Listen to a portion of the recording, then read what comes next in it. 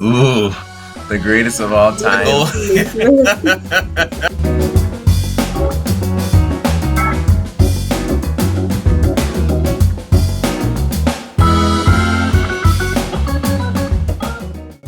I am your host, Gamo, and I am no stranger to the industry. I am a game designer, a game writer, and the founder of the amazing Creating Punk. Today's guest is someone I deeply admire, not just for his work, but for the why behind it. He is the founder of Borderless Studios and Borderless Translation. He's a translator, a developer, storyteller, and a creator of a deeply moving narrative horror game called Clock Out at 2. The amazingly talented McIsiah Kendema. Hi, Mac, and thank you for joining me today after so much struggle of getting to record this episode together. How are you doing? I'm doing fantastic, and thank you for having me. Great. The pleasure is all mine. So, are we going to get into the human behind all the work that you've done, all the amazing work that you've done? So, are we going to understand and know who is Mac outside of the studio? How did you get to start your studio? And also, why in Japan? What brought you into doing storytelling specifically in Japan? Yeah, great question. So, who am I? So, my parents are from Liberia, and so I come from a Liberian household. I was born in Newark, New Jersey, but I lived most of my life in Minnesota. And so that's kind of like my general background. And in terms of, why I went to Japan is that growing up after school, I would always watch a show called Toonami. And Toonami had Gundam, had Dragon Ball Z, had Sailor Moon. And I would always play a lot of the Japanese games as well, like Pokemon, Digimon, Yu-Gi-Oh! And played a lot of JRPGs like Final Fantasy or Dragon Quest. And I really wanted to go to Japan and start a business, right? And before going to Japan, I was working as an IT consultant. The pay was good. I had a really good life, but I wasn't fulfilled. And so finally in 2017, that's when I decided to, take that leap of faith and move to Japan. Okay, and you speak about being fulfilled. Do you feel fulfilled now with the path that you've taken? Yes, I feel very fulfilled. I feel satisfied. Now just the money needs to come. Definitely, I feel no struggle. And what did you feel was missing in the industry or in general that made you feel like I need to create it myself? That okay, this is missing, let me create it myself. Like, I felt that this platform for people to be themselves and for us to really highlight marginalized human beings in the industry was needed. And what was that for you? What made you say, I'm going to create these platforms, whether it's borderless translations or your studio? What was that? Yeah. So I guess the initial catalyst was a lot of these media that I consume are from Japan. And as maybe you are well aware of, they don't look like me, right? Yes, so as much as I enjoy their stories, I enjoy their characters, it's not really something I can relate to on a visual level. Of course, stories, cultures, that can be relatable, and that's why I enjoy it so much. But visually speaking, it's not, it's not reflective of who I am. Yeah. And so what I would do is I would create these fan fictions, right? If for those who are not aware, fan fiction is basically you take existing characters and you write your own original stories. And I kept doing that. So I kept writing these original storylines saying, hey, I can, I can make this. And then eventually I was like, I really want to see more characters that look like me. And so I started making like original characters in those universes, right? Then eventually I was like, hey, I've outgrown these universes, right? I need it to be more reflective of who I am, right? And so that's when things started to change. That's when things started to get more melanated, as you can say. And then I found other people who felt the same way, who resonated. And, that was one of the major reasons why I started doing the video game studio. As for translations, it's going to Japan. You need to be able to utilize your skill set, right, that can earn you money, and being able to translate between one culture and the next, right? That was the skill set that Japan was willing to hire me for. So, but it's funny that they both play into the same genre of understanding different cultures and how to create it in different mediums, right? Whether that's translation with subtitles or creating a whole new video game experience about Black or African or melanated lives. And to touch on creating games that look like you, but do you feel that you're given the same platform as other races? In terms of resources, things are better now for people who look like us. There's more like specific grants, more specific funds for us, but it's like 1% out of 99%. And so if you look at any other financial institution, right, the people who make up that institution don't look like us. The people who decide where the money goes or where the funding should go don't look like us. And so in that sense, then yes, it's very much stacked against us. And I would say that that makes it a whole lot more difficult because we only have like that 1%, right? So yeah, I think it's in that sense, like I think if you have a willpower, you can make space for yourself. But at the same time, it'll definitely constantly be a struggle to keep that space once you have it. Yeah, definitely. And a lot of Black creators or people of color are struggling, game developers and game studios, because of that structure.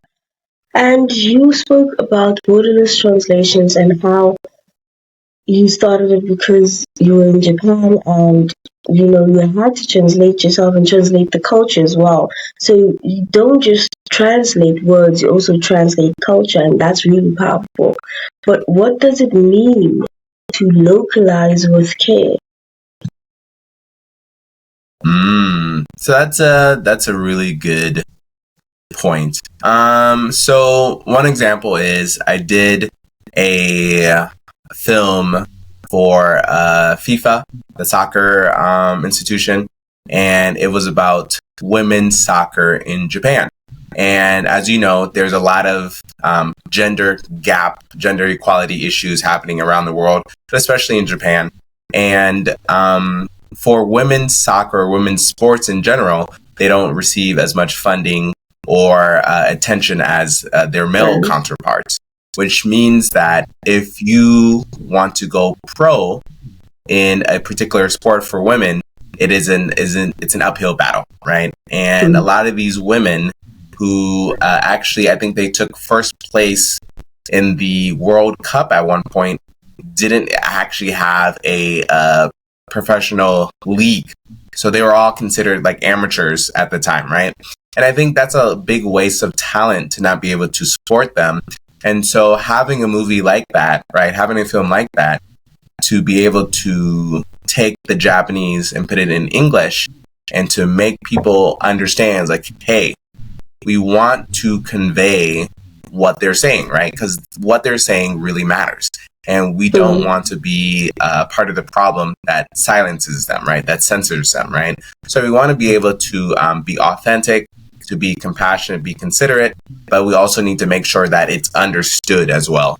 Black Act 2 is a psychological survival game where you step into the shoes of Celia, an Afro-Latina woman trying to survive a toxic workplace, microaggressions, and some very real monsters, whether from stress or something stranger. The demo is now live on Steam, so go ahead and play it. With indie developers, the amazing game Clock Act 2. I actually played it quite a bit, the demo. It's an amazing game, and it's a beautifully haunting game, as it's a horror game, and it's all too relatable. I feel like a lot of people would relate to it. I related to it myself. I saw myself in Celia.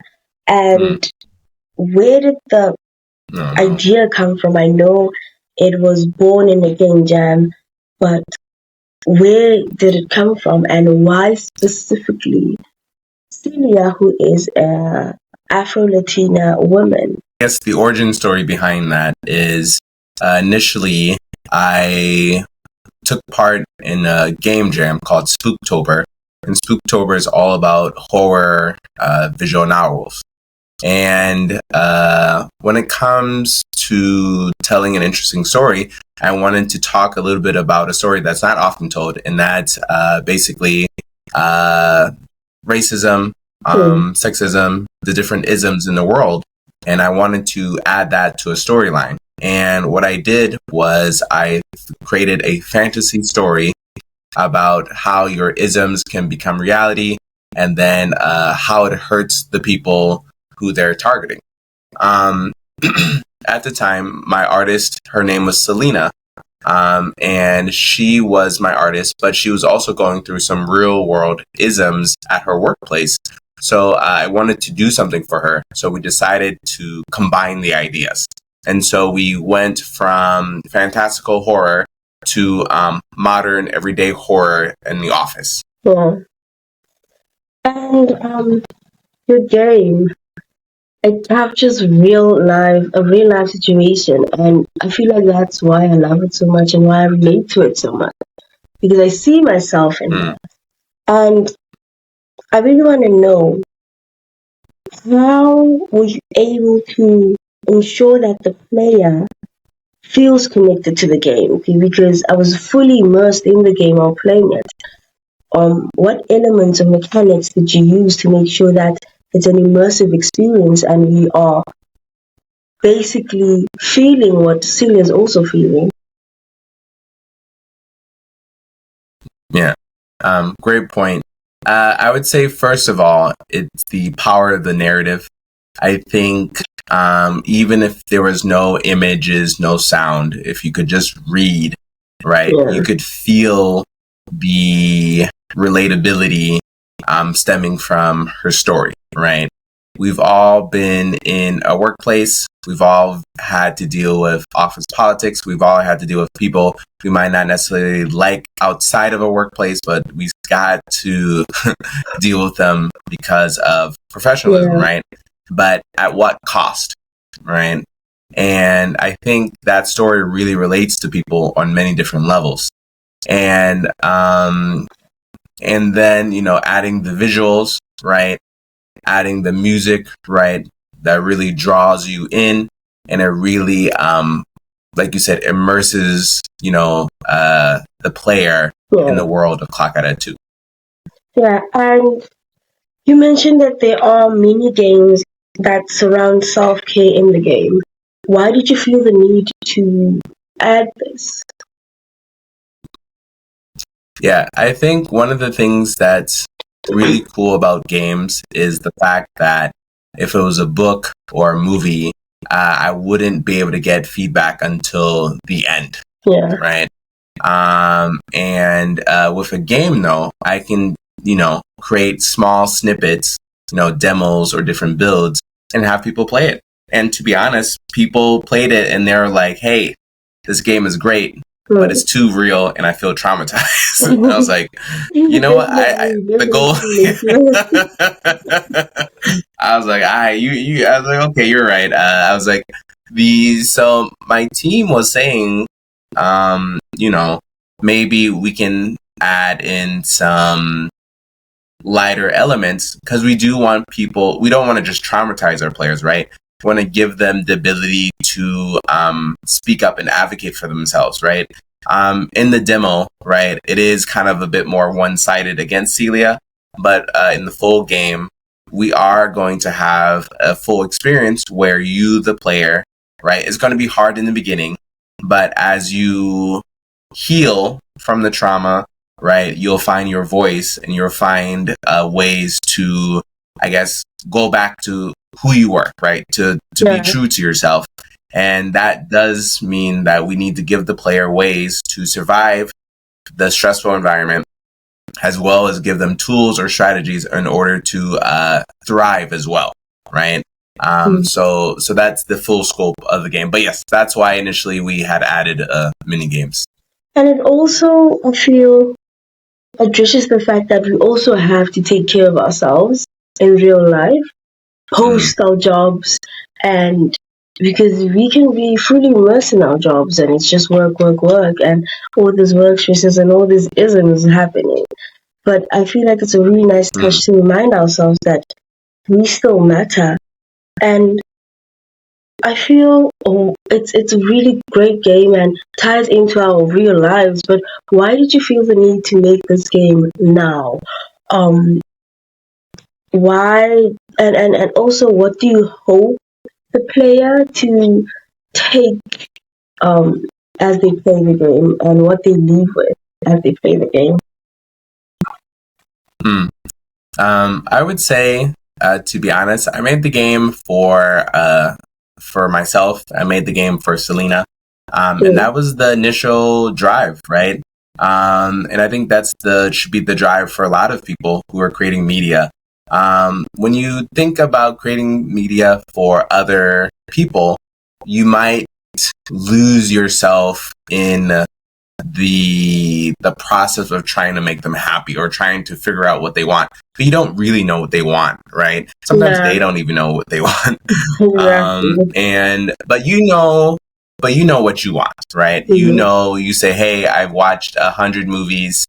How come I don't have one brown skinned girl who doesn't have a traumatic past, right? And that's your motivator, right? And then when you make it for yourself and you start sharing it and you hear other people say, wow, I've always thought this myself. I'm glad you're making it. I want to support. And that's how Clock At It 2 grew, right? We didn't know this message was so powerful. The story started off just in a US setting. And then I started showing it in Japan. I started showing it into like my Korean friends, to like some Chinese people. And they were also telling me, right, that this work culture is very much international. It is. Here in Japan, they have something called And here in Japan, it's something called karoshi, and karoshi means death by overwork. And I think in Korea, they also have very strict work situations. And I think in China, they have something called 996, which is like a very, for lack of a better word, hellish work schedule, where basically you're working like 6 days a week at, I think, 9 hours each day. And it's not good. But I know about these things now. I didn't know about these things until I moved here, right? Until people started talking about it. But I think that's the whole power of having a story that is so relatable, is that people start to talk about it. People start to realize this should not be the norm. And, we can make a change. And so that's what I want people to get out of Clock At It 2. I want people to become aware of the isms that they might be doing unconsciously, to be aware of the isms that people are doing intentionally, and to, to be able to understand. Yeah, and that's a very powerful message, that you should create what you want to create. So, and now we've reached my favorite part of the podcast, which is a rapid fire segment. It is a rapid fire, so no overthinking. The first answer you think of is the answer. So, first question. Hmm. What game do you consider the greatest of all time? Ooh, the greatest of all time. That is a toughie. So I'm gonna say Chrono Trigger. So if you're familiar with it, Chrono Trigger is a game by Square Enix, and it is considered one of the best games I think of all time. I Hmm. love it. They make remakes about it. And what is your comfort game? One more time. What is your comfort game? My comfort game. That is, ironically, I comfort game. I think it's one of those things where recently people have been having like more cozy games, more things like Yeah. that. Comfort game. So I would say probably maybe two. One is on mobile. It's Pokemon trading card game for Pocket. And the other one is a G Generation, which is a Gundam game. So I'm a big fan of Gundam. I love everything Gundam like. And of course, I'm a sucker for card games, especially if it's Pokemon related. A question I would never answer myself, but cutscene or skip scene? Are we watching the cutscene Oh, or I are see. we skipping it? We gotta watch it. I Definitely. like if I've seen it before, then I can skip it. But for me, I love story, right? And so for Yeah. me to to skip a cutscene is it's tough. As narrative driven people, we are never gonna skip one, right? A game that you wish you made. Ooh, that's a good one. That's a good one. That's a really good one. One game I wish I made was Kingdom Hearts. So I'm a big fan of Final Fantasy. Yeah. People like Disney characters. So if I could have made a game with like different mashups, right? I definitely would have focused on Kingdom Hearts, but I would also incorporate more from the African diaspora, like those Disney characters, or maybe different characters in general, not just Final Fantasy. But yeah, that I definitely would have enjoyed making a game like that. And finally, finish the sentence.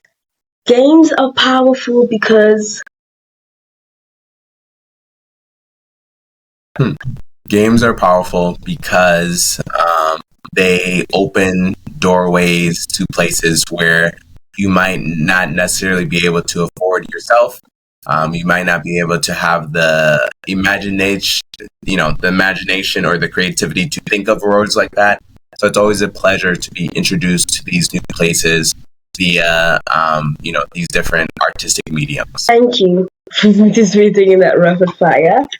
And let's just bring it back a bit. I want to know what is one lesson from your journey that you wish more people understood about making games? Yeah. One thing that I often tell my interns, right, is that game making is 90% talking.